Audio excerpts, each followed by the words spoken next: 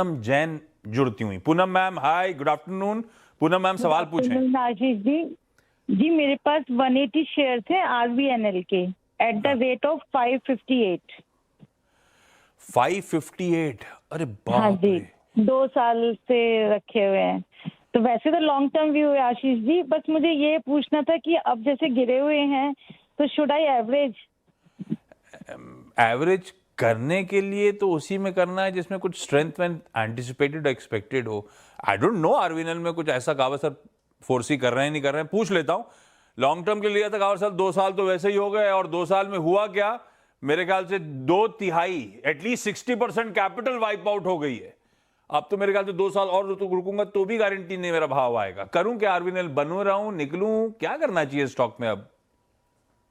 170 से 700 चला गया, उसके बाद इतना दौड़ा था। ब्लोआउट टॉप तो होना चाहिए था, ये ब्लोआउट टॉप है। उसके बाद लगातार गिरावट है। जिसने भी लो लेवल में खरीदा कि फिर वापस जाएगा, क्योंकि हिस्ट्री रिपीट सर, ऐसा कुछ होने वाला नहीं। अब तक स्ट्रक्चरली वीक है। मेरे पास अगर ये स्टॉक होता तो मैं तो थैंक यू बोलकर निकल जाता और कुछ नहीं करता, क्योंकि टर्न होते होते वक्त लगेगा, और जिसने खरीदा है सबसे पहले तो वो निकलेंगे। हमारी कॉस्ट तो बहुत दूर है। इनका सवाल था क्या एवरेज करें, बिल्कुल नहीं, 100% नो। एवरेज कब करना चाहिए, जब आप राइट हो, ना कि आप रॉन्ग हो। आपकी कॉस्ट कम हो जाएगी एवरेज करने से, लेकिन आप राइट नहीं होंगे। रॉन्ग तो रॉन्ग ही है। रॉन्ग है तो अगर ट्रेन गलत बैठे तो ट्रेन उस गलत ट्रेन से उतर जाएगी। ये मेरी सलाह है, बाकी आपकी चॉइस। नहीं, बिल्कुल लॉजिकल है। और एवरेज तो खैर कोई सवाल ही नहीं उठता।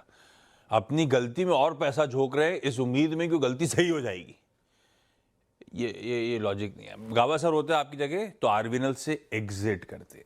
आई एम श्योर बहुत पेनफुल होगा आपके लिए 60% कैपिटल इरोड होने के बाद एग्जिट करना, लेकिन ऐसे में बैठे रहना इससे अच्छा है कहीं बेहतर कंपनी में स्विच करें।